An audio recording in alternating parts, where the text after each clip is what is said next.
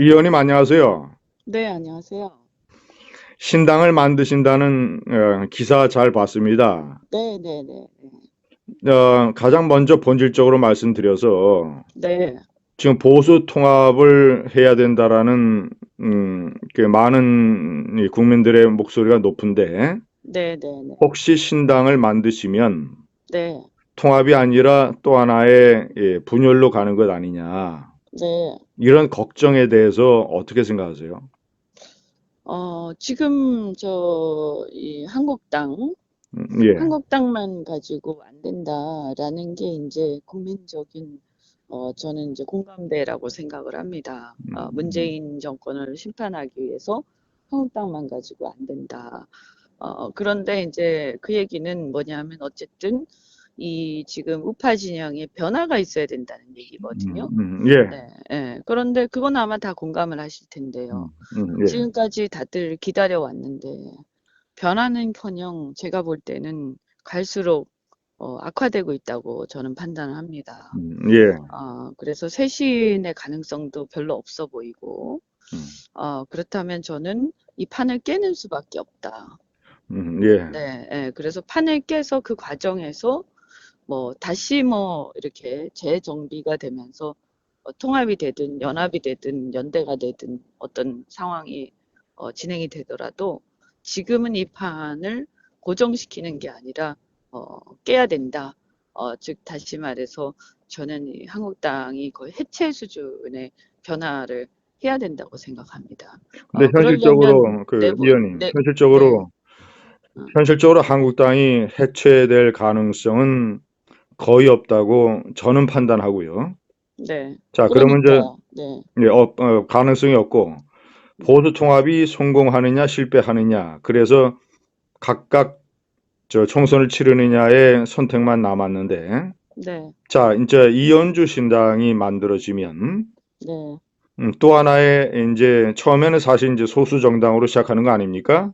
네네네. 네. 자, 혹시 그렇다면 최종 목표는 네. 이현주 신당으로 독자적으로 총선에 참여하는 게 아니라 네. 네. 네. 보수 통합 신당이라고 하는 새로운 이제 정당이 만들어질 때 네. 하나의 세력으로 네. 뭐 이렇게 표현하면 어떨지 모르지만 한 사람의 네.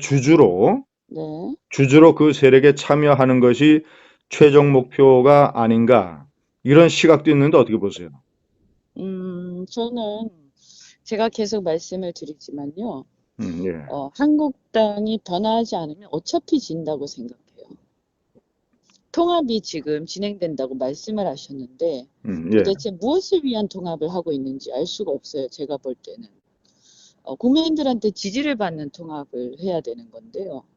사실은 지금 통합을 얘기하고 나서서 지금 뭐 제가 혹자를 특정인을 거명해서 그렇습니다만 유승민 대표 같은 경우에도 사실은 저희가 이렇게 딱 까놓고 봤을 때 그동안에 수많은 사람들이 광장에서 나와서 국민들이 싸우고 했을 때 도대체 그동안 무엇을 했는지 잘 알 수가 없고 저는 뭐 탄핵 자체에 대한 부분은 거기 그 당 안에 있지 않았기 때문에 제가 그것까지 말씀드리지는 않겠습니다만 예. 그리고 TK의 아주 최다선 의원이십니다. 음, 그러면 지금 이 통합이 과연 쇄신으로 가는 통합이냐 아니면 쇄신의 이 요구를 막기 위한 야합이냐라는 것에 대해서 저는 굉장히 의문을 갖고 있고요. 통합을 하더라도 쇄신이 먼저다. 그래서 쇄신의 어떤 정확한 흐름을 짚으면서 국민적 요구를 받아나가야 그런 음, 다음에 통합을 하는 것이지.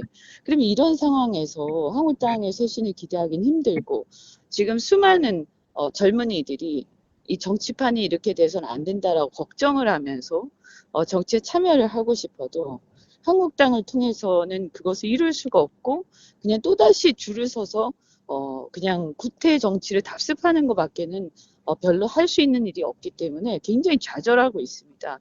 저는 저기 그러한, 예, 알겠습니다. 그 그러한 유승민 예. 젊은이들의 그 생각을요, 그 예. 열망을 갖다가 제가 대변하고 반영해야 된다고 생각하지. 지금 이런 식으로 가는 것은 저는 이 광화문 광장에 나온 국민들의 뜻도 아니라고 생각하고요.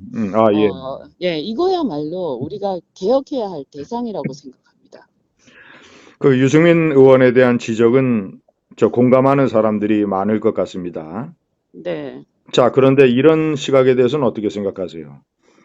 유승민의 바른미래 신당 세력하고 통합이 실패하게 되면 네, 한국당은 내년 4월 총선에서 네, 유승민 세력을 아주 소수의 마이너한 세력으로 몰아붙이고 네, 한국당이 그래도 정통 주류 보수 야당, 보수 네, 정당의 위치와 위상을 확고하게 잡아서 네, 그래도 나라를 걱정하는 많은 유권자들이 자신들의 표가 사표가 되지 않기 위해서 네, 그 왜 저 그 정치의 메인 스트림 이론이라는 게 있지 않습니까? 네, 네, 한국당이라고 하는 메인 스트림의 표를 몰아줄 것이다.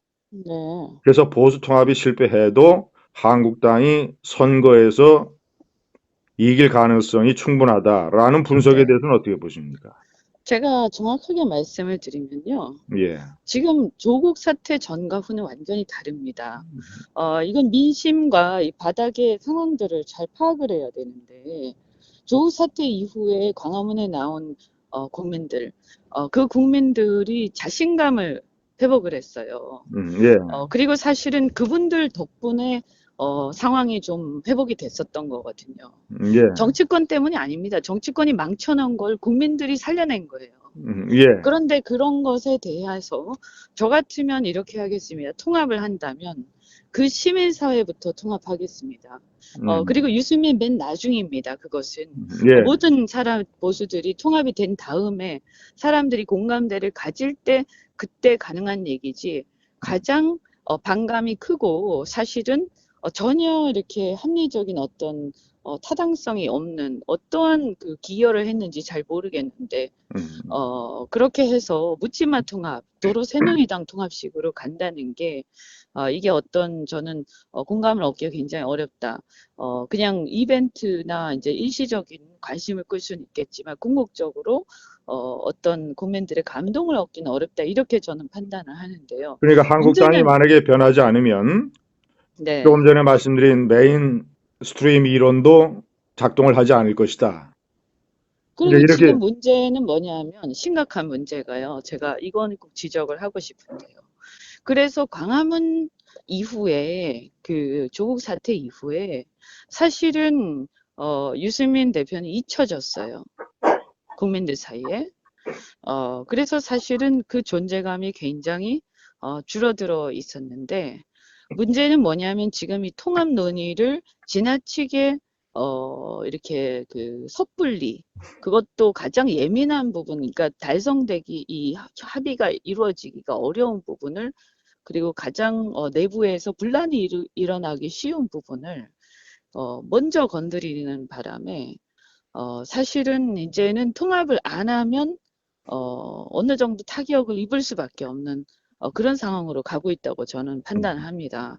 예. 예, 그러니까 이 방법과 절차, 순서 이런 게 다 틀렸다는 것이죠. 네, 그리고 우선 더 중요한 거는 아까 말씀드린 것처럼 쇄신에 대한 기준 같은 거라든가 합의를 먼저 이루어 놓고 그런 다음에 통합을 해야 예를 들어서 어떤 기준에 따라서 그러면 TK 지역에 다선 뭐 이런 경우에는 그러면 더 이상 나오지 않겠다든지 물갈이 하겠다든지 뭐 이런 공감대 이루어졌다고 전제를 해보자고요. 그러면 만약에 그런 게 먼저 이루어진다면 통합을 할 때도 유승민 대표를 비롯해서 거기에 해당되시는 분들은 함께 이렇게 쇄신의 대상이 되는 거죠. 그것을 감수하고 백의종군한다고 할 때 통합이 되는 거거든요. 그런데 그게 아니고 지금 이렇게 해버리면 아무도 어떤 누구도 인적 쇄신을 받아들이지 않을 겁니다. 왜냐하면 왜 저기는 그렇게 득이양양하게 통합을 하는데 왜 나보고 물러나라 할 것이냐 그렇게 얘기할 거거든요. 그러면 결국에는 이 말은 다시 말해서 마치 통합을 하는 것 같지만 실제로는 쇄신을 거부하는 의사로 읽히거든요. 제가 봤을 때는요. 예. 그러면 그 의원님 그러면 말씀하신 예, 예. 이런 경우에도 그러면 어떻게 할 거예요? 제가 볼 때 10중 8구요. 민주당은 어떻게 할 거냐? 선거라는 것은 혼자 뛰는 게 아닙니다. 상대가 있는 게임이거든요. 근데 저는 확신을 하는 게 민주당은 틀림없이 대대적인 쇄신과 세대 교체를 할 겁니다. 그러면 선거는 보지 않아도 뻔합니다. 선거 결과는. 그 의원님은 말씀하신 것처럼 선쇄신 후통합 이런 조건에 현실적으로 네, 제가 판단할 때는 유승민 의원도 정치인인데 네. 현실적으로 자기 아니, 제가 자신이 말씀드렸잖아요. 예 이미 고사가 됐다니까요. 조국 사태 이후에. 왜냐하면 싸우지 않았거든요. 2년 반이 지나도록 개혁 보수가 무엇인지 한 번도 보여준 것이 없고 한 번도 싸운 적이 없습니다. 지금 이렇게 나라가 개판이 되어 있는데 한 번도 싸우지 않은 사람이 지도자가 될 수는 없는 거예요. 그렇죠. 예 그런데 그런데 지금 그 정치 지나치게 과장되게 예 지금 이 문제를 전면에 꺼냄으로써 그건 저는 쇄신을 이렇게 쇄신에 대한 요구를 갖다 묻기 위해서 덮기 위해서 꺼낸 거라고 판단을 하는데 음. 이렇게 함으로써 지금 존재감을 키워준 꼴이 돼버렸고 이제 오도 가도 못하는 상황이 돼버렸습니다. 자, 정말로 저는 의원님께서 그 참 바른미래당 출신이시기 때문에 네네 바른미래당 사정을 잘 아실 텐데 네네네 저는 이런 계산을 하는데요. 네네네 만약에 패스트 트랙을 여당에서 강행을 해서 네. 연동형 비례대표제가 되면 네, 예를 들어서 유승민 신당, 이 바른미래 신당 같은 경우에는 훨씬 현실적으로 사정이 나아질 것이다. 만약에 정당 득표율에서 5%를 얻으면 네, 연동형이 50%가 반영이 되기 때문에 네, 2.5%면 7석 내지 8석을 비례대표로 확보할 수 있습니다. 네, 자, 그리고 바른미래신당의 유승민이나 또는 다른 기타 나름대로 지역에서의 득표력을 어느 정도 가지고 있다고 주장하는 사람들은 네, 지역에도 출마하고 비례대표도 출마해서 석패율 제도에 따라서 네, 비례대표를 통해서 다시 국회에 입성을 할 수 있고 자, 그러면 뭐 지금도 보수 통합이 어렵지만 네, 패스트 트랙이 만약에 통과가 되게 된다면 바른미래신당 같은 세력은 패스트 트랙을 통해서 자기네들의 이익을 얻으려고 하지 네, 한국당에 들어가서 공천이 보장도 되지 않는데 네, 그리고 또 출마해서 당선된다는 보장도 없는데 네, 굳이 통합을 해서 한국당과 합치겠느냐 네, 네, 네. 어떻게 보십니까? 저는 뭐 사실은 이 통합 논의가 실현돼 이게 성공하기는 쉽진 않다. 끝까지 봐야 되겠지만 이렇게 판단하고 있어요. 예, 예, 어차피 이거는 패스트 트랙은 뭐 말씀하신 대로 그런 측면이 있고요. 그게 음, 통과가 안 된다 하더라도요. 예, 저는 이 통합이라는 것은 화학적 통합이 또 전제가 돼야 되기 때문에요. 예, 제가 뭐 이렇게 한국당 내부의 사정을 이렇게 들여다보면 쉽지가 않습니다. 그게 이렇게 통합이 되면서 또 다른 분열이 병행될 가능성이 굉장히 많습니다. 예, 예, 그렇다면 누구를 위한 통합이냐? 그래서 제가 아까 얘기한 것처럼 그 통합은 맨 나중에 하는 것이다. 예, 라는 얘기죠. 그래서 사실은 전체적으로 결집이 다 이루어진 다음에 특히 광화문에서 함께 외치고 싸운 사람들의 결합이 다 이루어진 다음에 그들이 결합을 할지 말지를 마지막에 선택하는 상황으로 가야 이게 타격이 실패했을 때 타격이 그렇게 크지 않을 거라는 얘기죠. 왜냐하면 아, 예, 실패할 가능성이 높기 때문에요. 예, 근데 지금은 너무 키워버려서 이게 실패하면 마치 엄청난 타격이 올 것 같은 그런 상황으로 가버렸습니다. 그러면 제가 볼 때는 지금 이 판에 변화를 가지고 오고, 그 다음에 이슈를 쇄신과 이론적으로 저는 이렇게 같이 좀 갖고 가야 된다고 보고 있고요. 그 예, 과정의 끝에서 뭐 어떻게 결론이 날지 모르겠습니다. 한국당이 쇄신이 그래도 좀 되고 뭔가 이렇게 바람직한 방향으로 민심을 반영하는 방향으로 간다면 저는 얼마든지 협력하고 연대할 가능성을 열어놓고 있고요. 그러나 만약에 그게 아니고 정말로 우리가 지금까지 항상 봐왔듯이 멜빈 정당, 기득권 정당 거기에다가 심지어는 어떤 보수의 어떤 가치라든가 이런 것조차도 상실된 상태에서 방향을 잃고 정치공학적 논의에 몰두한다면, 그럼 뭐 제가 굳이 그렇게 안 해도 저는 국민들의 어떤 실망이 굉장히 커질 거라고 생각하거든요. 그래서 이런 부분을 압박할 수 있는, 저는 그런 게 필요하다. 바깥의 어떤 변화 주도 세력이 필요하다. 이게 없으면 절대 이 상황을 정리할 수 없다라고 저는 생각하고요. 자, 어, 그 이현주 신당으로 돌아와서 네네네. 저 86세대의 정치적인 역할은 끝났다. 네, 이제 97세대. 네. 그 이하, 네. 그러니까 음, 좀 70년대생, 90년대 학번, 네, 이 의원님도 거기에 해당이 되죠. 네네. 자, 제가 그 뭐 거기에 세력을, 예, 선두주자인 셈이죠. 네. 그렇죠. 그 세력을 이제 주도 세력으로 하고 또 조금 전에 말씀하신 거 들어보니까 청년, 젊은 사람들을 많이 강조하시는 것 같아요. 네네네. 자, 그리고 이현주 신당의 어떤 중요한 틀은 뭡니까? 말씀드린 것처럼 세대 교체요. 네, 세대 교체가 제일 중요한 것이고요. 그다음에 만약에 저희가 이제 사실은 뭐 그렇다고 꼭 젊은 세대만 있는 건 아닙니다. 같은 공감을 할 수 있는 아까 말씀드린 시민사회 세력들. 그런데 그 시민사회 세력들이 그동안에는 바깥에서 지켜보면서 잘 되기만을 바라고 이렇게 했는데 사실은 정치권에서는 그들을 단순한 민원 세력으로 치부해 왔습니다. 그런데 제가 이렇게 볼 때 이 민주당, 그러니까 좌파 세력과 이쪽의 진영의 차이가 뭐냐?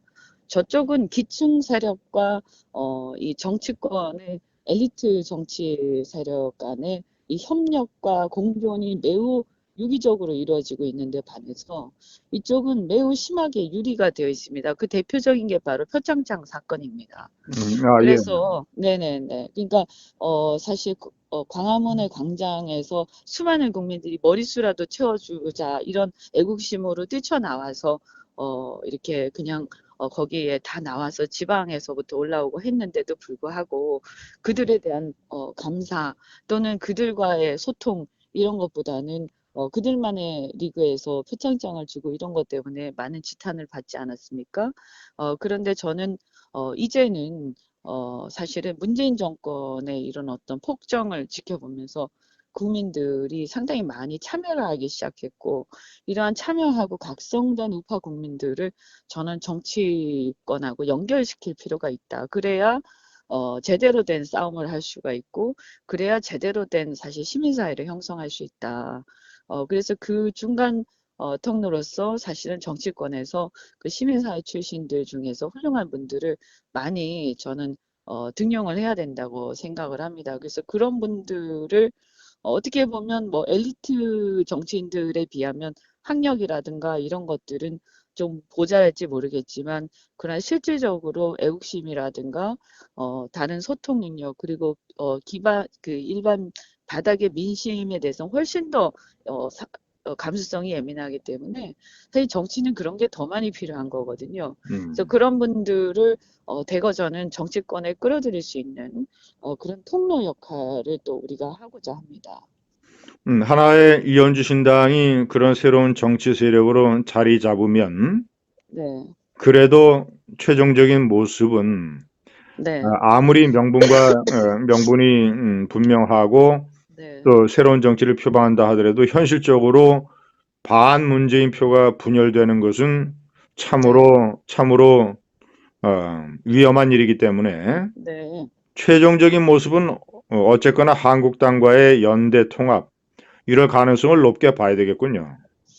저는 뭐 이 반문재인 또 반사회주의, 반전체주의, 뭐 이건 또 다른 문제입니다. 반권위주의 이런 거를 제가 어차피 표방을 하고 있었는데 이 큰 원칙에 따라서 어쨌든 연대라든가 이런 협력의 가능성을 항상 열어놓고 있습니다. 그러나 저는 이 내부에서 물갈이가 되지 않으면 이러한 바깥의 세력을 통해서라도 결과적으로 정치판에 판가리를 하는 상황을 만들어낼 수밖에 없다. 예. 라고 하는 굉장히 절박한 생각. 그래야 우리가 이길 수 있고, 그래야 집권을 할 수 있다라는 절박한 생각을 하고 있고요. 제가 그래서 그동안에는 지켜보면서 내부에서 뭔가가 되지 않을까. 그리고 그러면 저는 그냥 편안하게 혼자서 그냥 입당을 해서 또 그런 제안도 몇 번 받았기 때문에 입당을 해서 그냥 나는 내 삼선하는 준비나 하고 이렇게 가야겠다 이렇게 생각하고 있었는데 최근에 상황이 너무나 심각하게 돌아오고 이게 만약에 최악의 경우에는 저는 민심과 완전히 괴리된 채 굉장히 이렇게 뭐라고 해야 되나요? 그 지지 자체가 굉장히 협소한 상태에서 이 으쌰으쌰하는 이런 분위기가 아니라 굉장히 외면하는 상태에서 선거를 치르는 상황이 올 수가 있다라고 판단을 하고요.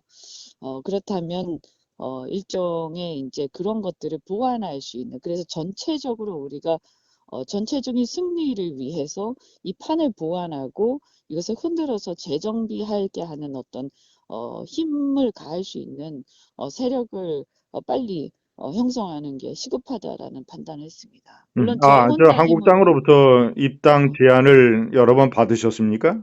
네네네, 네, 네, 아, 네, 받으셨습니까? 네네, 네, 네, 그런데 그 길보다는 일단 그 바깥에서의 새로운 자극제로서의 길을 선택을 하시는 거군요. 네, 네. 그리고 저는 이렇게 생각합니다. 이게 어떤 당에 들어가냐 이런 것보다 지금 이미 지금의 싸움은 진영 싸움이 되어 있습니다. 그래서 우리가 전체 자유민주 진영 속에서 내가 어떤 역할을 할 것이고, 또 그렇게 해서 우리가 진영의 파이를 어떻게 가장 키울 것이고, 또 이걸 어떻게 협력해 나갈 것이고, 그런 생각을 항상 해야 된다고 생각을 하고요. 지금 상황에서는 밖에서의 역할이 지금 커져버렸다라고 생각을 하고 있고, 왜냐하면 한국당이 지금 담아내지 못하는 민심과 그런 부분들이 너무 명확하게 드러났기 때문에요. 그래서 최종적으로는 이런 과정에서 문재인 정권과 싸우기 위해서 뭐 당연히 뭐 연합을 한다든가 이런 것들은 열려 있습니다. 그러나 문제는 만약에 최악의 경우에 한국당이 정말로 이 나라를 걱정하는 국민들의 입장에서 그야말로 이거는 차라리 없어지는 게 낫겠다. 그리고 새로운 어떤 보수의 가치를 제대로 정립하고 이길 수 있는 유능한 정당을 만드는 게 낫겠다. 이렇게 이 공감대가 모아진다면 그럼 뭐 그냥 끝까지 갈 수도 있겠죠. 네, 그거는 한국당 하기 나름이라고 저는 생각합니다. 저 한국당이 아직 공천 과정을 시작하지 않았는데요. 네네네. 한국당이 현재의 체제에서 공천 개혁을 좀 잘해서 네, 그렇다면 한국당 체제로도 저 의원님이 말씀하시는 새로운 인물의 충원이 네. 가능한 것 아닙니까? 굳이 바깥에 새로운 신당 필요 없이. 저는 그렇지, 그러기 힘들다는 거를 지금까지 우리가 최근에 뭐 영입 사태라든지 그런 걸 통해서 아, 보지 않았습니까? 지금 음, 보면 뭐 전혀 예측 가능성이 없고, 심지어 실제로 젊은 인재들이 저한테 찾아와서 한국당에서 영입 제안이 있었을 법한, 그런 분도 이렇게 말씀을 다들 뭐라고 하시냐면, 어, 신뢰할 수 없다. 영입을 한다고 해서 간다 한들 이게 어떻게 될 것이라는 걸 알 수가 없고, 아, 그다음에 젊은 사람들 입장에서는 이게 지금 뭐 물갈이도 좀 하고 뭔가 쇄신하고 이런 게 돼야, 아니, 비워야 채우는 거 아닙니까? 예. 그런데 기사 나오는 것들을 보면 나는 절대로 물러나지 않을 것이야. 라고 하는, 그런 공공연한 얘기들이 나오고 있는 판에서 자기들이 가서 소비되고 말 것이다. 그러면 소비되고 말 것인데 굳이 줄 서서 그리고 정치라는 게 젊은 사람들은 이걸 내가 바꾸기 위해서 나라를 바꾸고 뭔가 정치판을 바꾸기 위해서 내가 여러 가지를 다 포기하고 정치에 입문하겠다 이런 건데, 그런데 만약에 들어가면서 벌써 줄을 서야 되고 그런 과정에서 변질돼 버리고 역시 과거의 구습을 그대로 따를 수밖에 없는 추종할 수밖에 없는 그런 상황이 된다면 뭐 때문에 정치를 하는 거냐? 그리고 그럴 바에는 차라리 하다가 뭔가 실패를 하더라도 새로운 길을 걷겠다. 이렇게 생각을 하는 분들도 좀 계셨습니다. 자, 마지막 질문입니다. 물리적으로 새로운 땅을 만드는 데에 네네네. 자, 시간과 자금과 인재 풀은 어떻게 충분하다고 보십니까? 아유, 뭐 충분하면 뭐 사실 충분한 게 뭐가 있겠습니까, 세상에. 그리고 제가 무슨 어마어마한 거물도 아니고요. 저는 그렇게 생각하지 않습니다. 다만 시작할 수 있는 인재와 다른 인프라들은 어느 정도 갖춰져 있으니까 시작을 하는 거고요. 음, 저는 뭐 그 과정에서 국민들이 또 기대를 하고 또 응원을 하고 해주신다면 그런 문제들은 해결될 것이다. 또 그리고 만약에 또 그것이 진행되지 않는다라고 한다면 뭐 그것은 나의 한계이기 때문에 받아들일 수밖에 없는 것이고요.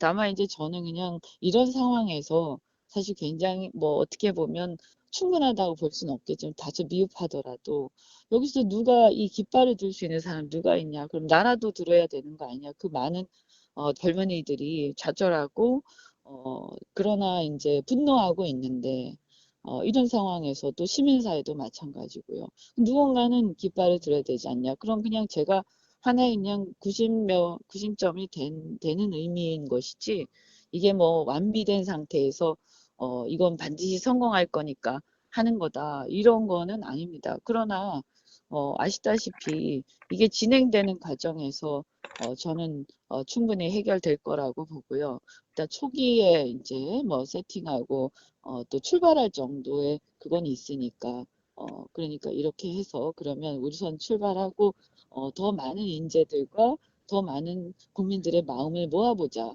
이렇게 생각하고 있습니다. 네. 당명 자유와 민주 4.0은 잠정 결정된 겁니까?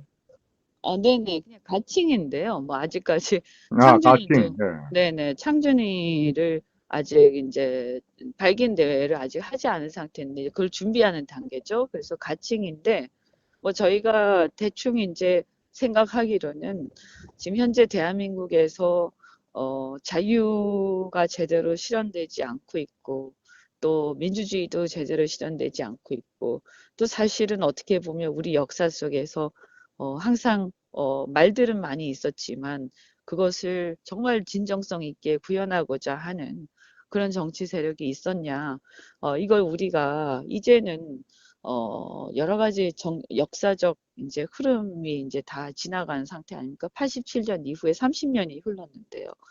사실 그 87년에 민주화운동이라고 말을 하지만 자유민주주의가 과연 그 이후에 발전했냐? 우리가 질적으로 보나 여러 가지 면에서 보나 사실 지금 전체주의를 우린 걱정해야 되는 상황 아닙니까? 이런 상황에서 자유민주주의가 무엇인지 우리가 자각을 하고 이걸 제대로 구현하고 그리고 그걸 위해서 싸울 수 있는 진정성 있는 정치 세력이 필요하다. 그리고 더 나아가서 4.0이라는 것은 일종의 이제 산업혁명 시대를 말하는 것인데 이런 어떤 현재 이 시대의 상황에 맞는 정치를 해야 된다. 인류 정치, 인류 국가, 좀 경쟁력 있는 상황을 만들어 가야 되는데, 저희가 봤을 때는 제가 뭐, 세대 차이인지 아니면 젊어서 그런지 모르겠지만, 이렇게 가서는 나라가 망할 수밖에 없다. 다른 나라는 다 날아다니는데, 우리는 계속 이렇게 30년 전에 대통령이 80년대 얘기를 하고 있지 않습니까? 그런데 사실은 야당이라는 한국당은 비전을 제시하거나 미래에 대한 어떤 대안을 제시하기보다는 그냥 단순히 안티테제로만 만족하고 있기 때문에 우리가 젊은이들한테 비전을 보여줄 수 있는 그리고 국민들한테 약속을 할 수 있는 것들을 만들어내자. 뭐 그런 생각입니다. 네네. 의원님 감사합니다. 그리고 하여튼 파이팅 하시기 바랍니다. 네, 고맙습니다. 예, 감사합니다. 네.